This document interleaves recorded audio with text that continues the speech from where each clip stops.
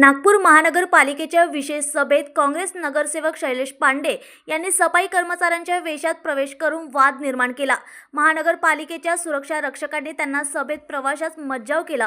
प्रभाग 11 मध्ये केवळ 75 सफाई कर्मचारी असून त्यापैकी 25-30 कर्मचारी नेहमीच सुट्टीवर असतात, ज्यामुळे प्रभागात घाणीचे साम्राज्य पसरले आहे। या मुद्द्याकडे लक्ष वेधण्यासाठी शैलेश पांडे यांनी सांगितले की भविष्यात प्रत्येक महानगरपालिका सभेत ते अशाच पद्धतीने सफाई कर्मचाऱ्यांच्या वेशात उपस्थित राहणार आहेत, जेणेकरून प्रशासनाची दुर्लक्षाची स्थिती बघण्यास येईल आणि लोकांपर्यंत ही गंभीर समस्या पोहोचेल। या संबंधित आम्ही सर्वच नगरसेवक आणि माननीय महापौरांना आणि आयुक्तांना तसे आम्ही निवेदन सुद्धा दिलेलं आहे, कारण की ह्या शहरामध्ये जी प्राथमिकता आहे किंवा लोकांच्या ज्या गरजा आहे त्या सर्वप्रथम पूर्ण व्हायला पाहिजे।